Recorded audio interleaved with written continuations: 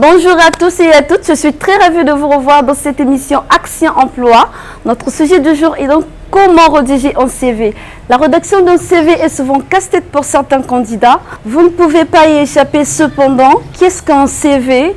Comment rédiger un CV? Quelles sont les erreurs à éviter lors d'une rédaction d'un CV? Quels sont les 10 commandements ou règles à respecter? Et si on a peu ou pas d'expérience, comment rédiger un CV sans expérience professionnelle ni diplôme? Nous allons répondre à toutes vos questions et vous donner quelques astuces et conseils d'experts. On commence dès maintenant avec notre première rubrique Face au coach, qui sera là pour répondre à toutes nos questions. À présent, Face au coach. Bonjour coach Mitou. Bonjour Madame Claire Vadila. Merci d'avoir accepté à notre invitation. À présent, nous vous donnons la parole de vous présenter. Merci Madame Claire Vadila, premièrement pour l'invitation. Je remercie d'entrée de jeu toute l'équipe Action Emploi pour ce privilège qui m'a été donné ce jour. Je suis le coach Aimable Mitou, spécialiste en gestion des ressources humaines et aussi sur toutes les questions liées à l'emploi et à l'insertion professionnelle. Merci coach. Aujourd'hui, nous allons parler d'un sujet très capital qui tracasse les jeunes diplômés et non diplômés. On va donc commencer par une question très simple. Comment rédiger un CV? Merci Madame. Effectivement, c'est une question qui est très pertinente. Le CV, le curriculum vitae autrement dit. Alors, avant de répondre à la question comment rédiger un CV, je me ferai donc le devoir de répondre à la première question qui est qu'est-ce qu'un CV? Alors, le CV, c'est un document qui est obligatoire, un document normatif, encore administratif, dans lequel un individu est censé mettre des différentes informations liées à son parcours académique et professionnel. Je vais vraiment mettre l'accent sur le parcours académique et professionnel parce qu'on a des jeunes, quand ils rédigent un CV, on a dit CV, tu veux rechercher un emploi, tu as un bac G2, mais ce qu'il met dans le CV, c'est expert en football. Ou encore, il a marqué tant de nombre de buts. Je voulais quand même revenir quand on dit un CV, on tient compte de l'objectif professionnel, on anime, on rime, que le CV puisse rimer en tenant compte d'un bien nombre de rubriques et surtout de nos avancées académiques et professionnelles. Sur ce, je pourrais dire que voilà d'une façon un peu brève ce que l'on peut dire dans CV. Mais c'est un document qui est très important et qui est obligatoire pour décrocher un emploi dans une entreprise. Merci coach. Et alors, comment rédiger un CV? Alors Madame Claire, c'est une question qui est très pertinente. Comment rédiger un CV? Avant d'annoncer le fait de comment rédiger un CV, il est de notifier qu'il y a plusieurs types de CV. Il y a des CV que on appelle des CV d'experts pour une personne qui a plus de 10 ans d'expérience. Il y a des CV qu'on appelle simplement des CV thématiques. C'est pour des personnes qui n'ont pas d'expérience professionnelle. Il y a des CV rétrochronologiques et des CV mixtes. Mais les CV les plus courants, les plus utilisés sont des CV mixtes et des CV thématiques. Alors, pour rédiger un CV, la première rubrique, c'est surtout la rubrique état civil, donc la présentation. Vous ne pouvez pas rédiger un CV, vous mettez votre cursus académique, vous mettez le parcours professionnel, mais vous oubliez de mettre votre nom, prénom et le reste. Là, on va se dire, mais qui a rédigé le CV? Donc, tout ce qu'on doit mettre en avant, c'est d'abord l'état civil. Dans l'état civil, on a le nom, on a le prénom. La date et lieu de naissance n'est pas obligatoire, c'est facultatif. Ce n'est pas du tout obligatoire, mais ce qui est obligatoire, c'est surtout le nom, le prénom, puis viennent les différents coordonnées. Quand je parle de coordonnées, il peut s'agir du numéro du téléphone, parce que si à ce moment donné, tu plais à l'employeur, il doit t'appeler, il arrive à te joindre, le numéro de téléphone, l'email. Il y a des entreprises aujourd'hui qui exigent une boîte mail. Quand un candidat n'a pas de boîte mail, on sous-entend que lui, il s'est chamé avec l'informatique ou bien il s'est chamé avec l'Internet. Donc, d'entrée de jeu, c'est important de mettre surtout les coordonnées et l'adresse.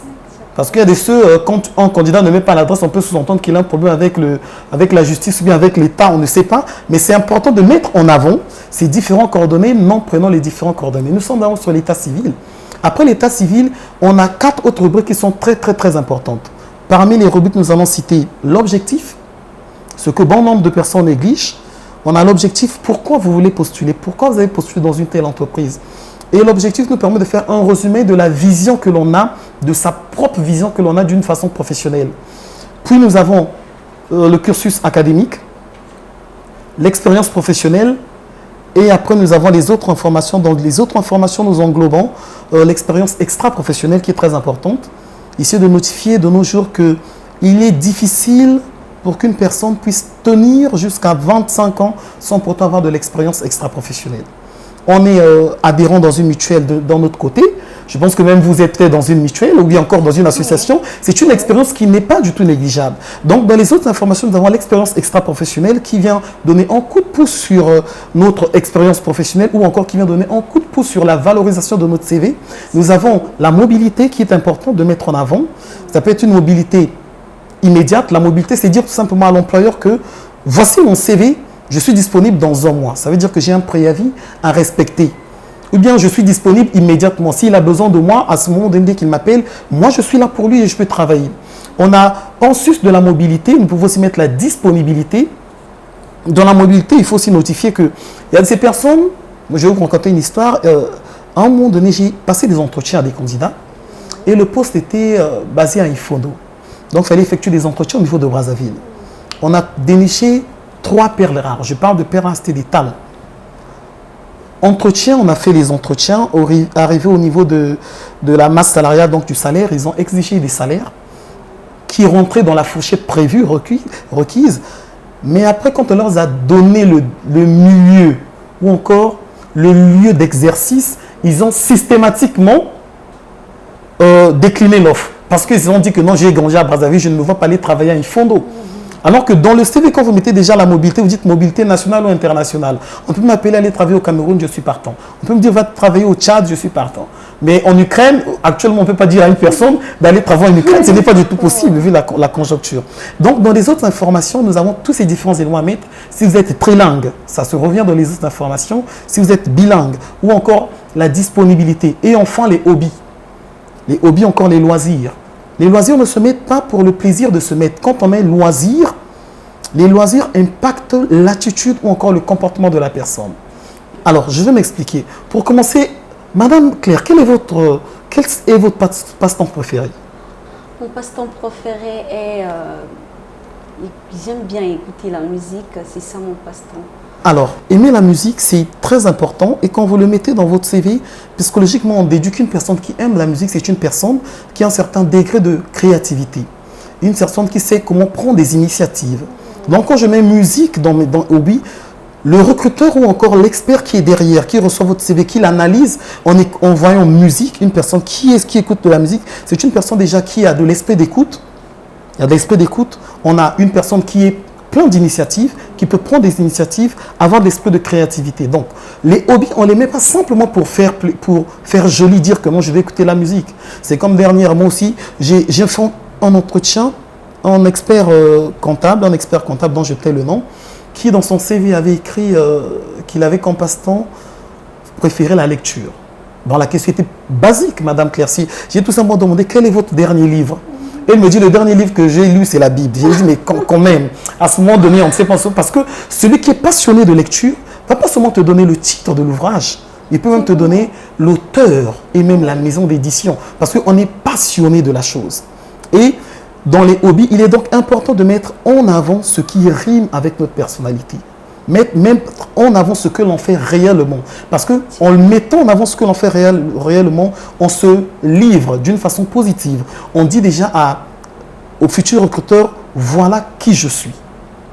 Une personne qui dit que je fais l'haltérophilie, c'est un sport qui se fait en solo. Donc c'est une personne qui est plus enclin à travailler seule. Donc il y a un petit problème de travail en équipe. Mais une personne qui dit que je fais le football, on sait que le football c'est un travail d'équipe.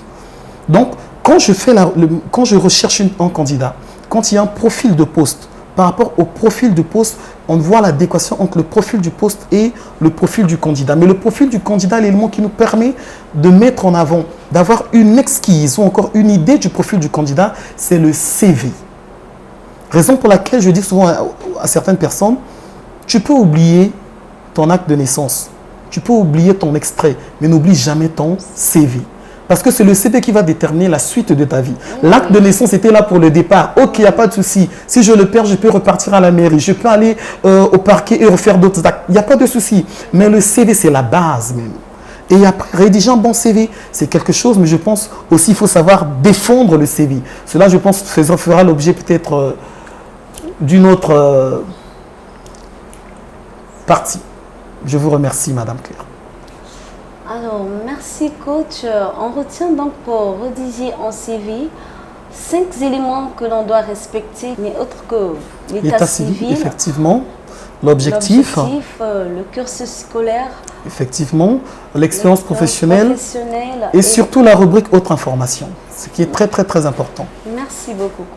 Alors, pour aider nos jeunes qui ne savent pas, qui ne maîtrisent pas comment rédiger un CV, quelles sont donc les erreurs à éviter lors de la rédaction d'un CV? Une fois de plus, très belle question, Madame Claire. Alors, les erreurs à éviter, d'entre les jeux, nous allons commencer par le papier. Vous savez, il y a certains qui partent, ils se disent comme c'est un CV, c'est un poste que je suis en train de viser au niveau de la Banque mondiale, on prend le papier d'une forme A5 ou encore A2. Non, il y a une forme standard qui est le A4. Un papier blanc, format A4. Et quand je dis blanc, c'est blanc. Le fond doit rester sur le blanc, pas sur le bleu, pas jouer avec les couleurs. Quand on joue avec les couleurs sur un CV, ce n'est pas aussi bon. Ça ne joue pas en votre faveur, mais au contraire en votre défaveur. C'est peut-être un manque de sérieux. Allons sur une taille de police qui est 12. Ce qui est taille de police 12. Et le type de police, on va plus se fixer sur Time New Roman, à la limite précalibrée. Les polices qui font fantaisistes ne sont pas du tout les bienvenus dans la rédaction d'un CV. On peut se permettre de mettre une photo, mais ça doit être une photo format identité, pas une photo fantaisiste. Parce que ces personnes qui partent mettre même des photos fantaisistes, il était, je ne sais pas, il partait à une fête, il est tellement bien habillé que depuis qu'il est né, c'est peut-être ce jour-là seulement qu'il s'est habillé. Donc après, il prend une photo, il dépose comme ça en se disant que c'est ça qui va faire à ce qu'il puisse avoir le job. Non, on a besoin d'avoir une personne qui est neutre. Neutre, ça veut dire une photo format identité. Vous voyez dans les photos format identité, on n'est jamais front fermé, on n'est jamais souriant, on est neutre, c'est son visage, c'est soi-même. Et après, on a une taille de police 12 pour faciliter la lecture. Même si le recruteur peut avoir des problèmes de vue, ce n'est pas votre problème, vous faites une taille 12. Et par la suite, surtout du papier bon, et l'écriture doit être faite en noir. Voilà un peu quelques erreurs à éviter que je peux me permettre de mettre en avant. Merci coach. Et donc vous avez soulevé un point très important. Peut-on savoir combien de pages nous faut-il pour rédiger un CV? Alors c'est une belle question une fois de plus. Je dirais que pour rédiger un CV, au maximum, c'est 2 pages, au minimum 1 page. Donc, quand je dis au maximum 2 pages, je dis bien 2 pages. Hein? Vous savez qu'il y a des personnes qui vont regarder, qui vont dire que non, ils sont tellement passionnés dans les entreprises qu'ils ont beaucoup à dire sur eux, qu'ils vont aller sur 9 pages. En CV, c'est 2 pages maximum, 1 page au minimum. Merci beaucoup, coach. Et donc, pour une personne, pour un candidat qui a beaucoup d'expérience ou de compétences, donc, comment faut-il, est-ce qu'il doit mettre toutes les compétences qu'il possède ou bien prendre les compétences clés qu'il doit mentionner dans son CV? Alors pour une personne qui a une très grande expérience professionnelle et surtout beaucoup de compétences, je les inviterai à rédiger un CV mixte. Dans un CV mixte, après l'état civil, on met en avant les compétences que l'on a. On va essayer de citer les compétences tant techniques que comportementales que nous avons et après, parapher pour ne pas dire en 2 ou 3 lignes le nombre d'années d'expérience. Ce qui va nous permettre de gagner plutôt, je voudrais dire, de gagner en espace sur une page. Pourquoi on dit que 2 pages maximum, 1 page minimum? Parce que dans la lecture, il y a ce qu'on appelle le pic d'attention. Pendant les 15 premières secondes, c'est là où la personne a le pic d'attention. Et quand vous rédigez votre CV sur une seule page, les 15 secondes sont largement suffisantes pour parcourir tout votre CV et se dire que non, ce CV il est intéressant, je peux maintenant me concentrer pour bien le lire. Et donc le pic d'attention qui est un élément phare de la lecture intervient et nous pousse aujourd'hui à dire aux différentes personnes de rédiger sur toujours 2 pages maximum, 1 page minimum, je voudrais dire. Coach, vous nous avez parlé tout à l'heure d'un sujet très important, vous nous avez parlé des types de CV. Est-ce que vous pouvez encore revenir pour faire la différence entre ces types de CV? Ok, alors nous avons d'entrée de jeu les CV les plus usuels sont le CV thématique, nous avons le CV mixte et le CV rétrochronologique.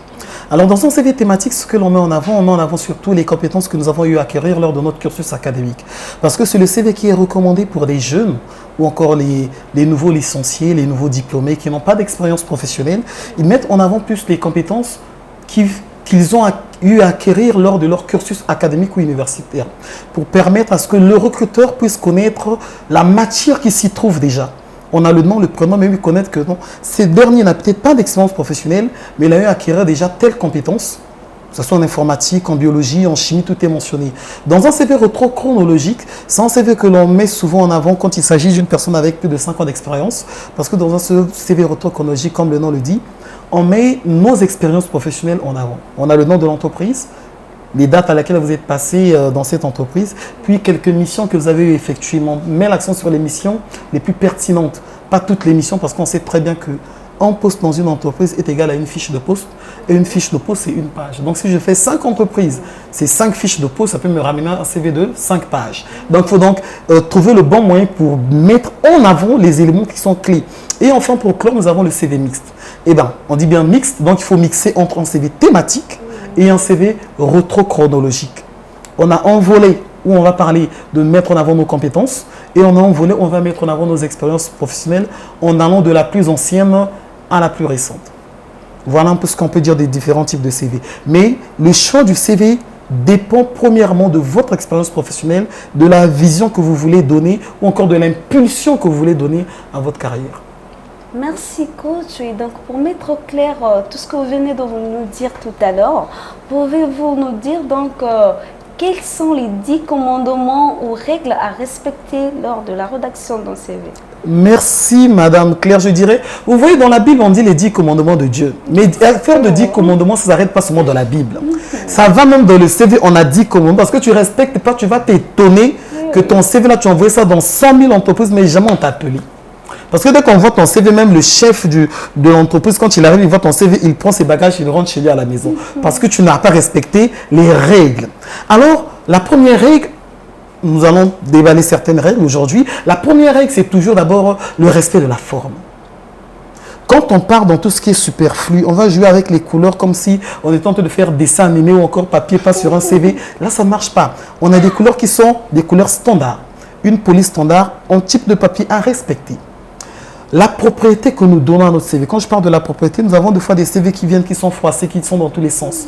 Entachés comme pas possible. Là, c'est une règle aussi. Le CV doit être propre. Même si tu es malade, mais le CV doit être sain.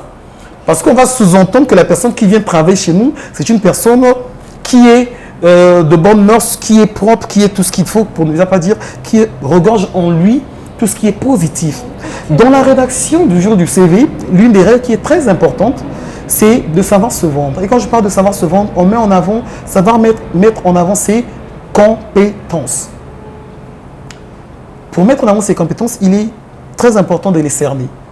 Donc de faire son auto-évaluation pour dire, quand je dis que je maîtrise l'anglais, on a eu des personnes qui disent je maîtrise l'anglais, je suis bilingue, et quand il arrive en plein entretien, juste un what's your name, ils regardent le recruteur et ils disent it's good for you. C'est pas possible. Donc c'est des choses comme ça que l'on vit. Le CV doit être honnête. Exactement. Il y a l'honnêteté, ça se lit dans le CV. D'entrée de jeu, quand on demande de te présenter, tu donnes une adresse qui ne rime pas avec l'adresse que tu as mis dans le CV, il y a problème. Et pour une relation, dès que le doute s'installe, c'est pas bon pour la suite de la relation. Donc, je vais me permettre de mettre en avant ces quelques règles et je vais inviter les différents téléspectateurs de bien vouloir s'abonner à notre page, nos différentes pages, Etoko TV ou encore la page MKDG, afin d'avoir toutes les différentes règles qu'il faut impérativement maîtriser afin de bien élaborer un CV. Merci. Coach, comme vous venez de l'entendre, pour la suite des commandements et des différentes règles à respecter lors de la rédaction d'un CV, abonnez-vous sur nos pages YouTube, Etoko TV et MKDG. Alors coach, pour terminer, nous avons une dernière question, à savoir, pour ceux qui n'ont pas d'expérience professionnelle ni de diplôme, comment vont-ils faire pour rédiger un CV ? Comment doivent-ils faire pour rédiger un CV? Je pense, d'entrée de jeu, je vais donc inviter ceux qui veulent procéder à la rédaction de leur CV. Nous avons aujourd'hui des structures de la place qui peuvent facilement les aider à y faire face, parce que c'est un exercice qui est très délicat. Donc, vous avez MKDG, qui est un cabinet spécialisé dans des demandeurs d'emploi comme des spécialistes. Donc, ils peuvent venir vers MKDG, qui va mettre à leur disposition des conseils pour les aider à rédiger pas seulement le CV, mais tout le dossier et pourquoi pas même leur projet professionnel. Ou encore se rapprocher de l'Agence congolaise pour l'emploi, qui est aussi l'organisme en charge de la gestion de l'emploi au niveau du Congo-Brazzaville. Alors, pour rédiger le CV pour ceux qui n'ont pas d'expérience professionnelle ou encore de diplôme, la première des choses que l'on met en avant, c'est toujours l'état civil. Le deuxième volet sont les objectifs. Et à ce moment donné, comme je n'ai pas d'expérience professionnelle, je n'ai pas de diplôme, mais je peux avoir des compétences sans avoir de diplôme. Je m'explique. Nous avons des personnes qui savent prendre la parole en public, mais vous convenez avec moi qu'au niveau du Congo-Brazzaville, par exemple, nous n'avons pas vraiment d'école qui enseigne la prise de parole en public. Nous avons des personnes qui ont développé certaines compétences qui, malheureusement, ces compétences n'ont pas fait l'objet d'une formation diplômante, donc qui a donné droit à un diplôme. Mais avec l'auto-évaluation, si ces personnes sont accompagnées, on peut déceler en eux tout le potentiel qu'ils ont eu à développer, élaborer un CV thématique. Donc, nous aurons l'état civil, l'objectif ainsi que les compétences. Et après, dans les autres informations, nous avons l'expérience extra-professionnelle qui peut aujourd'hui donner un coup de pouce à notre CV, pour ne pas dire une valeur ajoutée, afin que nous puissions rédiger un CV gagnant. Le CV gagnant, c'est le CV qui, impérativement, décoche un entretien d'embauche. Moi, j'appelle ça souvent le CV de la victoire, ou encore le CV glorieux. Et pour avoir un CV glorieux, MKDG est à votre disposition. Merci coach d'avoir répondu à toutes nos questions et nous espérons que tous nos internautes ont trouvé satisfaction à toutes leurs préoccupations. Merci Madame Claire Badila et surtout je profite de l'occasion pour vous remercier encore une fois de plus pour l'honneur qui m'est fait ce jour et j'espère que nos internautes vont trouver satisfaction à toutes leurs préoccupations. Maintenant que le coach a répondu à toutes nos questions, nous vous invitons donc à découvrir notre deuxième rubrique qui est astuces et conseils. Nous voilà de retour donc sur le plateau. Nous allons donc découvrir notre deuxième rubrique astuces et conseils. Alors coach, quels sont les conseils que vous donnez à nos jeunes qui nous regardent? Merci Madame Claire Badila. Alors le premier conseil que je veux donner aux jeunes, tout premier conseil, c'est de commencer par faire son auto-évaluation. S'évaluer pour connaître ce qu'il vaut. Parce que même si on vous fait le CV des génies, si ce que l'on met dans votre CV n'est pas ce que vous êtes, au fait, vous allez décocher des entretiens, mais à part l'entretien, vous n'allez jamais franchir l'étape de l'embauche. Donc la première des choses, c'est de s'auto-évaluer. Même si aujourd'hui, bon nombre de jeunes vont dans des cybercafés, ils paient 500 000 francs pour qu'on leur fasse des CV, vous devez être en mesure de dire à celui qui vous fait le CV, cette information que vous êtes en train de mettre, ce n'est pas moi. D'autres même renchérissent, ils n'ont jamais travaillé, ils ont fait un stage de 3 mois, ils partent mettre 3 ans. Non, mettez 3 mois. Soyez vrai, soyez honnête dans votre CV. Celui qui a le bac, celui qui a la licence, peu importe le diplôme, mais d'abord de mettre l'honnêteté dans le CV. Ça, c'est le premier conseil que je donne. Et le deuxième conseil, c'est de ne pas surjouer. Nous avons des personnes qui vont se dire, moi j'aime la couleur rouge, j'aime la couleur violette. Ils te font un CV, ils écrivent avec l'écriture violet, l'entête ils mettent en rouge, et après le fond ils mettent en bleu. Mais franchement, ça c'est même le drapeau de quel pays, on ne sait pas. C'est le drapeau de quel pays, on ne sait pas. Ce que l'on veut, c'est de jouer dans la clarté et dans la clarté et la simplicité. Et quand je parle de clarté et simplicité, l'écriture, nous sommes sur du noir, un papier blanc, même s'il n'y a plus le papier blanc dans ton quartier, va dans le quartier du voisin pour trouver le papier blanc. C'est sur du papier blanc que l'enfant CV. Éviter des fonds à dormir debout. Oh non, moi, il faut que je mette un fond comme je suis chrétien, donc il faut que je mette Jésus au fond pour que le recruteur voie Jésus. Non, ce n'est pas ça. Jouer sur la clarté, la simplicité et l'honnêteté. Voilà le conseil que je peux donner à nos jeunes téléspectateurs, de vraiment jouer sur la clarté, la simplicité et l'honnêteté. Merci coach pour vos conseils et astuces que vous nous avez apportés qui aidera nos jeunes qui nous regardent de près ou de loin à bien améliorer la rédaction du CV aux jours à venir. Coach, est-ce que vous avez des remerciements à apporter pour oui. Je remercie une fois de plus. Je commence par vous dire merci pour l'honneur que vous m'avez fait d'être sur ce plateau aujourd'hui. Et je commencerai par remercier je dirais tous les demandeurs d'emploi, tous les chercheurs, tous les experts en la matière, pour que nous puissions ensemble batailler afin que nous puissions atteindre le plein d'emploi, pas au niveau seulement du Congo-Brazzaville, mais au niveau du monde. C'est le leitmotiv ou encore un élément qui motive en fait, ma présence ici et aussi le choix que j'ai eu à faire d'être coach emploi. Et je me permets de saluer tous les jeunes qui suivent MKDG, ceux de la sous-région, je vois le Congo-Brazzaville, le Cameroun, le Tchad, le Gabon. Je n'oublie pas nos amis de l'Afrique de l'Ouest. Vous êtes tellement nombreux que si on se décide de citer, on va citer tous les pays du monde. Bien le bonjour aussi à ceux qui nous regardent depuis l'Europe. On se dit à très bientôt. Je vous remercie.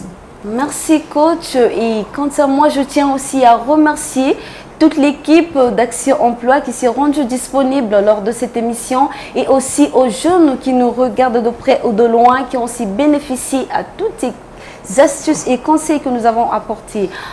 On se retrouve à très bientôt pour notre nouvelle émission. Surtout, n'oubliez pas de vous abonner sur nos chaînes Etoko TV et MKDG TV.